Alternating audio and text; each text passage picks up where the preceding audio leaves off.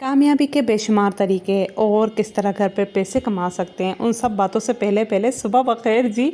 आज का सूरज ही बड़े मज़े का निकला है। लड़कियों ने लास्ट व्लॉग देखा है, वो बहुत ज़्यादा कॉन्शियस होंगी कि आप ही ने आखिर किस तरह का सूट स्टिच किया है। लोग ना कुछ चीज़ का अंदाज़ा बहुत बाद में लगाते हैं। अब मैं सोचती हूँ कि जब मेरी शादी हुई थी और मैंने सिलाई सीखी थी तो ये मेरी ज़िंदगी का सबसे अच्छा फैसला था। लाइफ में कुछ अरमान ऐसे होते जो कभी भी मुकम्मल नहीं होते। तो आज मुझे अपने फादर इन लॉ, मतलब मेरे जो बड़े अबू थे, जिनको हम लोग लोए अबू कहते थे, अपनी ज़बान में, पश्तो ज़बान में, उन्होंने शादी के फ़ौरन बाद मुझे सिलाई सिखाई। उन्होंने मेरा कॉन्फिडेंट बिल्ड किया, मुझे मेरी पहचान दी। कोई भी ऐसा नहीं होता कि शादी के बाद आप पर रिस्ट्रिक्शंस ना रखे, लेकिन शादी के बाद ही मेरी असल ज़िंदगी शुरू हुई थी। सफाइयाँ मदर इन लॉ ने सारी ग्रोसरीज कर ली, तो मैंने फैब्रिक सॉफ्टनर मंगवाया था, तो वो भी आ गया और इसका यूज़ मैं आप लोग के साथ शेयर करूँगी। साथ में ये फेस वॉश है।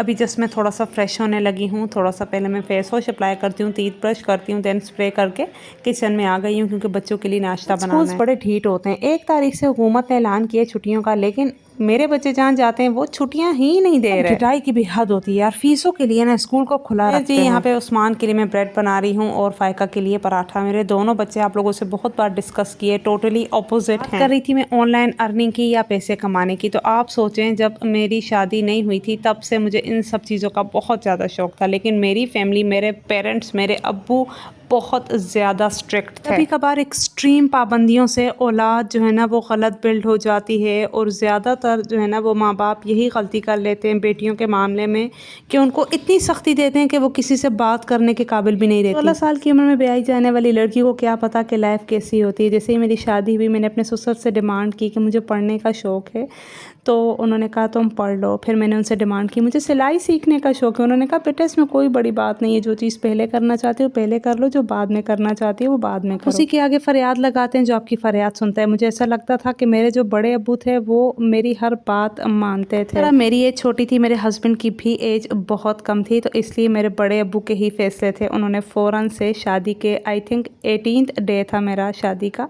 और मुझे सिलाई सेंटर जो है ना वो उन्होंने बिठवा दिया। मेरे हस्बैंड की ड्यूटी मुझे ले जाना, लेकर वापस आना। कभी कभार मेरे हस्बैंड गुस्सा करते थे तो मैं सीधा अपने ससुर के पास जाती थी। मैं उन्हें कहती थी कि ये मुझे गुस्सा करते हैं कि तुम मेरा काम जो है ना वो ख़राब करके मुझे क्यों बुलवा लेती हो। तो वो फिर उसे डांटते थे और मुझे बड़ा मज़ा आता था। पता ही नहीं लगा 3 महीने गुजर गए, और 3 महीनों बाद मेरी सिलाई वाली सेंटर की जो बाजी थी, मैं पता लगा कि मैं मैरिड हूँ। शी वॉज शॉक्ड कि शादी के बाद लड़कियाँ घर में चूल्हा चौका करती हैं और यहाँ पे तुम आके सिलाई सीख रही हो। उस टाइम तक मेरी मदर इन लॉ बहुत यंग थी, घर के सारे काम वो खुद कर लेती थी। जब मैं सेंटर से वापस आती थी तो मेरी ड्यूटी होती थी अपने बड़े अब्बू, मतलब कि मेरे ससुर के लिए चाय बनाना और मेरे हस्बैंड के लिए चाय बनाना। इसी देखते देखते 3 महीने कैसे गुजर चुके थे मुझे पता ही नहीं चला, और एक दिन जो है ना मैंने सिलाई सेंटर छोड़ दिया। मेरी एक आदत, मैंने कभी भी नॉवेल्स डाइजेस्ट नहीं पढ़े। काफ़ी सारी लड़कियों को मैं जानती हूँ, और मुझे अब भी पता है कि आप लोग में से बहुत सारी बहनें ऐसी होती होंगी जो फ्री टाइम में नॉवल डाइजेस्ट वगैरह पढ़ के अपना टाइम वेस्ट करती होंगी। मैं हमेशा जो है ना वो मोटिवेशनल बुक्स मंगवाती थी, या जो है ना मैं इंग्लिश रीडिंग बुक्स मंगवाती थी। मुझे बड़ा शौक होता था। स्कूल न जाने की वजह से शायद मेरा शौक थोड़ा और ज़्यादा था। जैसे ही मैंने सिलाई सेंटर छोड़ा, मैंने जो है ना फ़ौरन से ही सिलाई करना शुरू कर दिया। सबसे पहले मेरी मामी ने अपनी छोटी बेटी के ड्रेस मुझे दिए थे, तो फर्स्ट टाइम में मैंने उनसे कोई भी पेमेंट नहीं ली थी, क्योंकि मैं देखना चाहती थी कि आया मैं कुछ कर सकती हूँ या नहीं।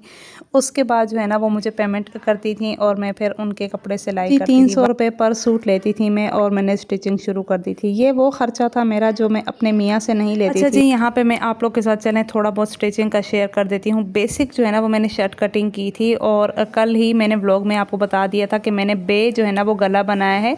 5 इंच मैंने लंबाई ली थी, 5 ही इंच मैंने चौड़ाई ही ली थी, और मेरे लिए परफेक्ट साइज़ होते हैं। उसके बाद गले को शर्ट पे चिपका के, जो कि बहुत ज़्यादा ईजी है, मैंने जो है ना इसकी तुरपाई कर लेनी है। अच्छा, तुरपाई करने से ना बहुत ज़्यादा नीटनेस आती है। तो मैं जब भी जो है ना वो नेक डिज़ाइन करती हूँ या नेक सिंपल भी बना रही होती हूँ तो मैं तुरपाई कर लेती हूँ, ताकि वो सिलाइयाँ ऊपर नज़र ना आए।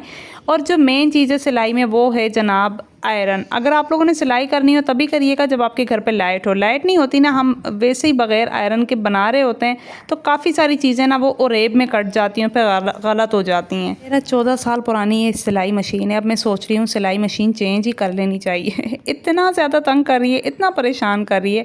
यहाँ पे जी बस सिंपली मैंने फिर शोल्डर्स जोड़ने हैं, और शोल्डर्स जोड़ने का भी आसान तरीका है, डबल में सिलाई लगा के दोनों शोल्डर्स को मैं जोड़ लूँगी। और मेरी जो शर्ट है वो एक्स्ट्रा स्मॉल साइज साइज़ होता है। तो आजकल ना मैं कोशिश कर रही हूँ कि थोड़ा लूज़ में ही फैब्रिक बनाऊँ, क्योंकि बहुत ज़्यादा फिट होने की वजह से मुझे बड़ी गर्मी लगती है। तो मैं हमेशा अपना सूट जब भी कटिंग करती हूँ तो 2 इंच मैं लाज़मी ज़्यादा रखती हूँ, ताकि वो 2 इंचेस मेरे सिलाई में चले जाएँ और मेरे पास एक्स्ट्रा फैब्रिक भी हो। समहाउ अगर मैं कभी मोटी हो गई तो मुझे ज़रूरत पड़ेगी। वीडियो फास्ट फॉरवर्ड करने का सिर्फ ये मकसद है ताकि आप लोगों से डिटेल भी शेयर कर लूँ और ज़्यादा टाइम भी वेस्ट ना हो। दोनों शोल्डर्स जोड़े हैं, उसके बाद मैंने सही से कमर की फिटिंग करके दोबारा से उसको आयरन किया है। यहाँ पर जी मैं स्लीव्स रेडी कर रही हूँ। अच्छा, स्लीव्स मैंने कल के व्लॉग में आप लोग के साथ शेयर किया था। कटिंग बिल्कुल बेसिक सी कटिंग है। पहले आपने स्लीव्स के कपड़े को अच्छे से जो है ना वो फोल्ड कर लेना है, क्योंकि ऊपर जो मैं लेस लगा रही हूँ वो ऑलरेडी फैब्रिक लेस है, तो ये वाली लेस ख़राब नहीं होती। और मुझे ये वाली लेस पड़ी थी 60 रुपये गज़, तो आप खुद अंदाज़ा लगा लें। गेस मैंने 2.5 से 3 गज़ ली थी, क्योंकि मुझे स्लीव्स पे और जो है ना वो दामन पे लगानी थी, बस चाक वगैरह पे मैं नहीं लगा रही। सोचा था मैं इस पे ब्लैक का करूँगी, लेकिन जब मुझे याद आया कि मेरे पास एक अलकरम का ट्राउज़र पड़ा हुआ है, वो भी स्किन कलर का, तो मैंने फ़ौरन से अपना माइंड बदला और मैंने फ़ौरन ही स्किन कलर की लेस ले ली। और आप देखें इतने मज़े की ये लेस लग रही है। तो बस इसी तरह से मैंने दोनों स्लीव्स तैयार करके इसको अच्छे से आयरन करना है। और मेरी स्ट्रगल आप चेक करें, अगेन एंड अगेन धागा टूट रहा है और मैं उसको बार बार डाल रही हूँ। मेरा सीधा सर में दर्द हो रहा है। तो यहाँ पे जी ये आसान से तरीके से लगने वाले स्लीव्स मैंने लगा लिए हैं और दामन पर भी मैं लेस लगा चुकी हूँ। तो आप लोग को मैं अभी दिखाती हूँ आयरन करने के बाद ये लुक किस तरह का दे रहा है। ज़रूरी नहीं है कि हर काम की शुरुआत लाखों रुपए से हो। 1 से 5 रुपए भी अगर आप लगाएं और उनसे भी अपना काम शुरू करें, तो आप में सिर्फ कॉन्फिडेंट और सब्र होना चाहिए। किसी भी काम को कंटिन्यू करने के लिए या उसको बिल्ड करने के लिए, उसमें सक्सेस हासिल करने के लिए सब्र इज़ मोस्ट इम्पॉर्टेंट थिंग। यहाँ पे बस मैं चाक दामन को सिंपली फोल्ड कर रही हूँ। पहले बहुत ज़्यादा ट्रेंड था कि जो है ना वो डोरी वाली पाइपिंग लगानी है, लेकिन मैंने जो है ना सोचा कि कैजुअल वेयर है, ईद पे इतने हैवी ड्रेसेस में क्या करूँगी, तो मैं अपने लिए इसको सिंपल रखती हूँ। बाकी जब फैंसी बनाऊँगी वो भी आप लोगों के साथ शेयर करूँगी। बस आप लोगों ने मुझे क्या करना है, मोटिवेशन देनी है, मेरी इस वीडियो को लाइक करना है, कमेंट अच्छे करने हैं और शेयर करना है। और चैनल पे जो न्यू है उन्होंने सब्सक्राइब भी करना है, तो मैं खुश हो जाऊँगी। ठीक है ना। एक ही बार मैं जो है ना चारों साइड्स इसके फोल्ड कर लूँगी चाक दामन के। और फैब्रिक ये लाइमलाइट वाला है, इतना सॉफ्ट, इतने मज़े का, बिल्कुल स्ट्रेट फैब्रिक था इनका। कोई फैब्रिक ऐसा होता है ना सिलाई करने में बड़ी मुश्किलात पेश आती हैं, लेकिन इस तरह की सिलाई ये मैं सिर्फ उन लड़कियों के लिए दिखा रही हूँ जो बिल्कुल मेरी तरह अनाड़ी हैं, जो चाहती हैं कि घर बैठे ईजिली कर सकें। यहाँ पर जी स्लीव्स का ये तरीका, मेरी बाजी 3 महीने बेचारी ख्वार हुई थी मुझे सिखाने में, तो मैं ये आप लोग के साथ शेयर कर रही हूँ। अच्छा जी, आपने सीधी कमीज़ के अंदर से हाथ घुसाना है और आपने बाजू को सीधा रख के ये दोनों साइड पकड़ के और उसके बाद इसको फोल्ड कर देना है। अच्छा, मैं बाजू हमेशा से अलग ही स्टिच करती हूँ, मुझसे साथ में नहीं होता। अलग स्टिच करके, और इस तरह का मेथड जो है ना मुझे बाजी ने पूरे 3 महीने लगा के सिखाएं, तो मेरा यही मेथड है। और ये तार फिर मुझे धोखा दे गया, मैं क्या करूँ, मशीन ने मेरी जान खा ली है।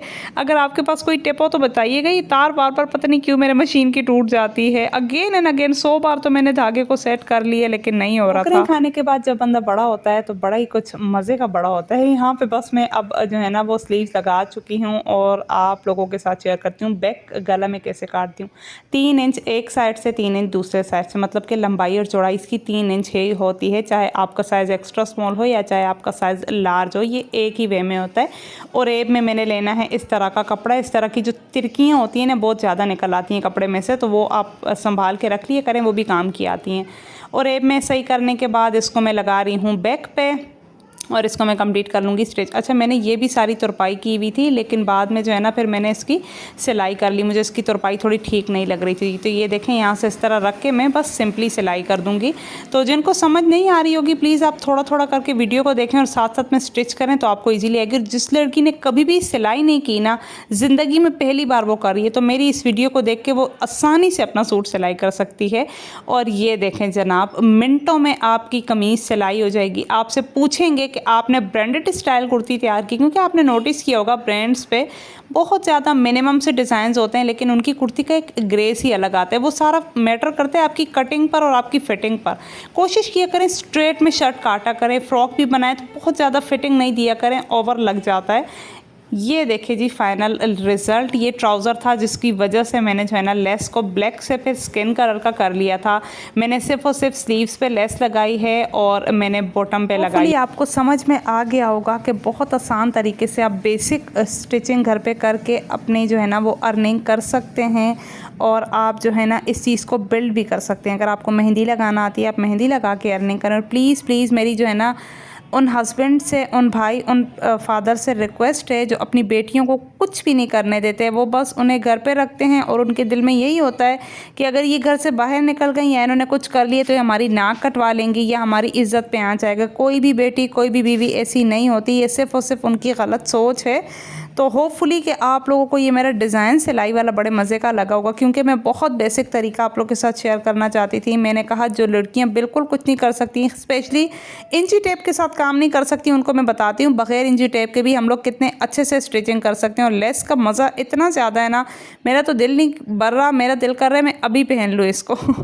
इसके साथ ट्राउज़र जो है ना वो घर पे ऑलरेडी मेरे पास पड़ा हुआ था, मैंने अलकरम से लिया था कभी डिस्काउंट पे, तो मैंने कहा चलें उसके लिए शर्ट ली तो नहीं थी उसके लिए, लेकिन जब मैं स्टिचिंग पे बैठी तो मुझे नज़र आया स्टिचिंग पे बैठी, पता नहीं मैं बातें किस तरह करती हूँ, तो मुझे पता चला कि फिर जो है ना मेरे पास ऑलरेडी पड़ी हुई है वो शलवार, तो मैं उसी को इसके साथ कर लेती हूँ तो बचत की बचत हो जाएगी और व्लॉग लंबा हो गया जी। चलें, अल्लाह हाफ़िज़।